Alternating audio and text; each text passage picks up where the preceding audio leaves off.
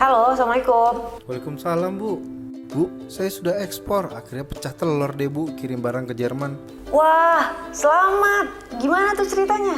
Iya, aku kan pasang iklan di Facebook Bu. Tiba-tiba ada yang WA beneran. Dipesen deh tuh 3 piece produk aku. Katanya sih ada temennya yang mau pulang ke Jerman Bu. Jadi aku titip barangnya ke temennya aja buat dikirim ke Jerman. Lumayan banget Bu, produkku jadi laku 2 kali lipat harganya. Seru banget tuh. Jadi kamu terima pembayarannya dari siapa? Ya dari temennya lah Bu. Transfer bank lokal? Ya dari bank lokal lah Bu. Kan yang transfer temennya yang di sini. I see. Emangnya kalau transaksi kayak gitu udah termasuk ekspor ya?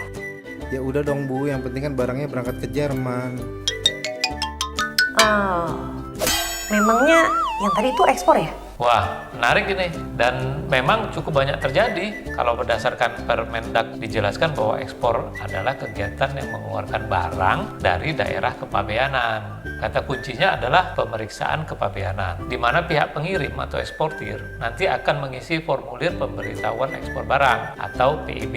Tapi zaman sekarang banyak cara untuk ekspor, bisa secara langsung dan tidak langsung. Ekspor langsung itu pemilik produk atau penjual melakukan ekspor secara langsung, sehingga yang mengurus berbagai dokumen dari mulai packing list, PEB, dan seterusnya itu bisa diurus sendiri. Kalau ekspor tidak langsung, pemilik produk tidak mengurus dokumen ekspor, melainkan pihak pengirim nanti yang mengurusnya. Kalau lewat e-commerce, dokumennya diurus oleh e-commerce-nya. Kalau dari kriteria nilainya, ekspor juga bisa eceran, bisa B2C atau C2C. Ini pembelinya orang atau konsumen akhir di negara tujuan. Kalau skala besar atau disebut B2B, ini pembelinya bisa perusahaan khusus importir, distributor, atau agen pengadaan korporasi. Jadi, untuk sahabat ekspor yang masih skala mikro atau kecil, ya sangat bisa ekspor secara eceran selama melalui pemeriksaan kepabeanan. Kembali ke kasus tadi, teman Mbak Dewi tadi itu ya belum terhitung ekspor, Mbak. Walah. Kalau begitu, nanti saya kasih tahu dia deh ya. Nah, sekarang sahabat wirausaha sudah tahu nih definisi ekspor itu seperti apa. Sekarang kita dalami yuk supaya bisa lebih jitu membidik peluang pasar ekspornya. Mbak Nisa, cerita dong pengalaman ladang 5. Dulu gimana tuh bisa menemukan target pasarnya? Baik Mbak Dewi, pertama nih saya searching dulu nih produk-produk gluten free di e-commerce internasional. Setelah itu saya lihat nih harganya, kemasannya, dan berapa banyak sih produk laku tersebut terjual. Untuk bisa melihat seberapa besar demand gluten free di internasional, saya itu punya keyword yang saya cari, namanya market intelligence ekspor. Biasanya juga ada yang berbayar. Cari aja di market research, di mana di situ biasanya tersaji data-data mengenai daerah-daerah mana atau negara-negara mana sih yang pertumbuhan gluten free produknya itu semakin meningkat. Itu penting banget sih untuk bisa baca dokumen-dokumen tersebut. Oh iya, lalu setelah dapat info target negara tujuan, gimana nih Mbak actionnya? Jadi kami nggak langsung jualan yang B2C, tapi kami jualan B2B. Namun startnya bahkan dari 2 karton dulu loh. Jadi ada salah satu buyer kami yang memulai belanja dengan hanya 2 karton dalam 1 bulan. Setelah dia mendapatkan market yang sesuai, dia bisa membeli 1 hingga 2 palet atau setara dengan 100 karton. Makasih Mbak Nisa story-nya. Berikutnya nih, saya kalau memantau data, setidaknya diketahui ada 8 juta orang Indonesia yang tinggal di luar negeri. Mereka-mereka ini kan bisa jadi kangen sama produk-produk Indonesia, atau mungkin ada yang punya toko di luar negeri. Bener banget Mbak Dewi, makanya ada IDSeed ini untuk mengoptimalkan kekuatan jaringan diaspora di 5 benua. Teman-teman diaspora ini dapat bantu tes pasar, mulai dengan kirim sampel people to people atau trial ekspor, sebelum akhirnya kirim ekspor dengan skala besar.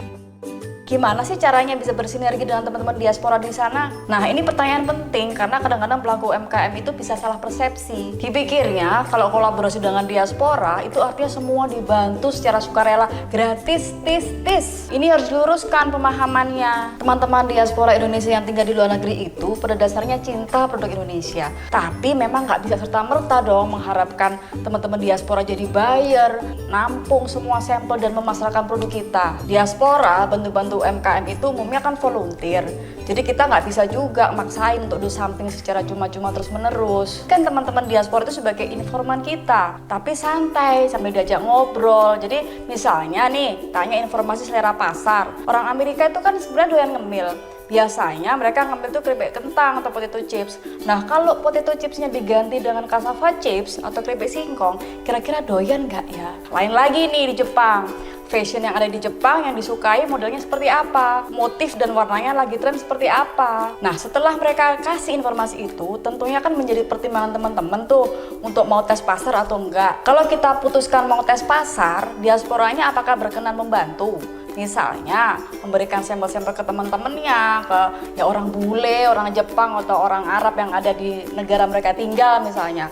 Atau kita jadikan mereka business partner kita, mitra pemasaran di negara tujuan ekspor. Cara kedua tadi cocok kalau nemu diaspora yang pelaku bisnis, misalnya mereka importer atau mereka punya toko, resto atau kafe di negaranya. Nah, itu dia sahabat wirausaha. Artinya, kalau misalnya ingin membidik peluang pasar secara jitu, ternyata memang nggak bisa gerasa-gerusu. Kalau misalnya kapasitas produksi kita masih terbatas, baru 100 piece per bulan. Apakah kita sanggup mengirim di 5 negara sekaligus? Gimana sih Bang Irham cara untuk lebih menjitukan lagi target pasar kita dengan lebih tepat sasaran? Jadi begini sahabat ekspor, salah satu hal yang sering membuat UMKM bukannya untung, malah agak buntung adalah karena salah menentukan harga jual. Yang diperhitungkan hanya biaya produksi produk dan ongkirnya atau logistik. Lupa diperhitungkan bahwa ketika barang masuk ke negara tujuan atau ETE itu, di beberapa negara yang Indonesia belum memiliki perjanjian dagang khusus, untuk produk-produk tertentu itu ada biaya masuknya. Misalnya mau ngirim kopi ke Inggris, itu ada biaya masuknya dari nilai barang yang dideklarasikan. Untuk itu, penting juga nih bagi sahabat ekspor untuk memperluas wawasan dengan mengetahui Indonesia sudah punya perjanjian dagang dengan negara-negara mana aja sih. Contohnya nih, ada Indonesia-Australia Comprehensive Economic Partnership Agreement. Manfaat adanya perjanjian IACPA ini, Indonesia bisa mendapatkan perluasan akses pasar ekspor dengan tarif biaya masuk ke Australia 0% bagi produk pertanian, perikanan, industri, kehutanan, bahkan tenaga kerja. Kenapa saya sampaikan ini? Karena ini penting banget di perhitungan soal harga. Kalau mau filter daftar calon negara tujuan ekspor, filter pertama adalah yang kesepakatan harganya masuk dan kita bukan hanya cetak omset, tapi juga profit. Percuma kan kalau omset pendapatan 3 miliar, tapi biaya 3,5 miliar. Untuk persoalan menghitung biaya ini untuk ekspor, itu ada ketentuan-ketentuannya. Itu disebut dengan Incoterm. Itu kemungkinan kita bisa melihat bagaimana sebenarnya kita memberikan harga ke dalam produk kita. Kira-kira itu Mbak Dewi. Bener banget ya Bang, yang namanya filter pertama ya mestinya harga. Sekarang ini kita fokus dulu nih dengan cara membidik pasar. Apakah masih ada ya cara lain untuk jajaki peluang pasar? Ada lah Mbak. Apaan? Pameran. Oh iya, pameran ya.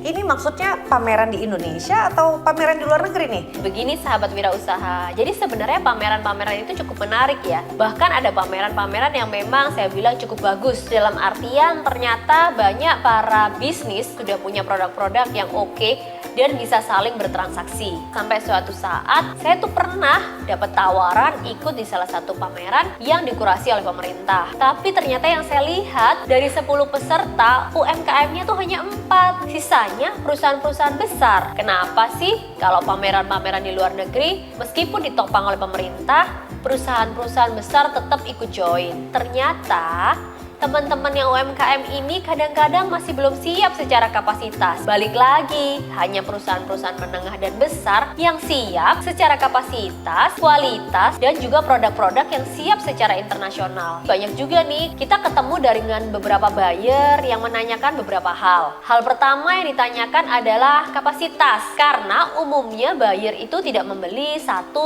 karton, tapi dia bisa belanja lebih dari 50 karton. Kadang-kadang kita harus jeli sih, apakah sebenarnya secara potensi dan kemampuan bisnis kita itu sudah siap dan sanggup untuk bisa melakukan ekspor.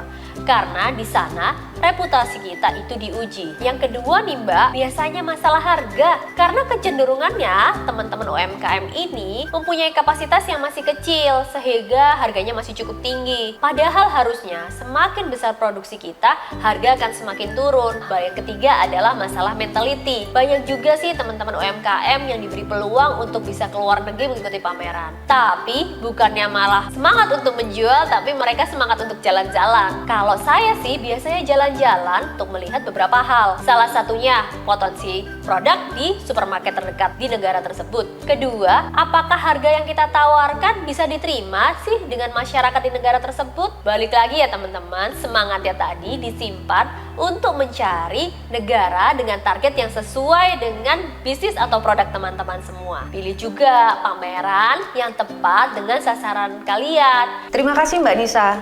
Selain pameran ini, apakah masih ada lagi ya cara untuk membidik peluang pasar? Gimana menurut Mbak Ira? Soal persiapan kapasitas produksi sebelum pameran ke luar negeri, itu bener banget Mbak Dewi. Kita ini kan pebisnis, bukan turis. Kalaupun kita berangkat pakai sponsor pemerintah atau pihak lain, tetap adalah tanggung jawab moral untuk mencetak penjualan agar ada kontribusi nyata bagi kinerja ekspor kita. Karena kalau dihitung-hitung, jika bayar sendiri nggak pakai sponsor, biaya pameran internasional 3-5 hari aja cukup mahal. Sewa booth-nya aja udah puluhan juta, bahkan bisa ratusan juta. Contoh nih, sewa booth di pameran Coffee Expo Amerika, biayanya $3.000. Ukurannya cuma 3x3 untuk 3 hari. Itu pun cuma dapat lapak doang, nggak pakai meja kursi. Belum lagi tiket pesawat, hotel, transportasi dari bandara, angkut barang ke venue pameran, cetak brosur, konsumsi dan lain-lain. Apakah realistis kalau sudah mendapat dukungan investasi pameran ratusan juta dari pemerintah atau pihak lain, terus kita tidak mencetak penjualan nyata karena produk kita belum sanggup untuk memenuhi permintaan skala besar? Terkait mengenai sumber peluang pasar yang lain, saya juga ingin ingatkan buat teman-teman bahwa beberapa trading house, agregator ekspor ini juga punya program-program konsolidasi produk. Ada juga logistik kurir yang punya tarif super ekonomis, sehingga ongkos logistiknya akan jauh lebih murah. Makanya kita mesti aktif di berbagai komunitas, karena biasanya informasi seperti ini beredar di sini. Follow deh akun Instagram dan grup WhatsApp-nya. Selain itu, sebenarnya Indonesia juga memiliki institusi promosi Indonesia seperti ITPC atau Indonesia Trade Promotion Center di 19 negara, dan juga ada 22 atas perdagangan di Kedutaan Besar Indonesia atau KBRI. Wah, menarik ini informasinya. Sahabat wirausaha tinggal langsung cek websitenya dan bisa langsung action. Ternyata saluran untuk mencari informasi pasar pun cukup banyak nih. Ini ada tips atau rekomendasi nggak ya untuk membantu sahabat wirausaha menyusun langkah dan prioritas? Gimana menurut Bang Irham? Wah, menarik sekali pertanyaannya. Karena soal menyusun prioritas ini tidak selalu mudah. Yang juga bisa dieksplor tentunya marketplace global. Masukkan kata kunci yang berkaitan dengan produk kita. Misalnya produk kayu manis atau Indonesian cinnamon. Kita lihat yuk di Amazon.com Amerika Serikat. Wah, ternyata ada nih. Kita coba cek. Banyak nggak jumlah produk yang laku? Ternyata ada seller di Amazon yang sudah menjual lebih dari 6.000 kayu manis batangan. Nah, ini indikasi bahwa di Amerika Serikat ada ruang peluang untuk kayu manis Indonesia. Berikutnya, harganya masuk nggak? Hampir 6 kali lipat lebih tinggi loh. Apakah kalau begini, artinya kita bisa langsung buka akun di marketplace Amerika Serikat? Tunggu dulu.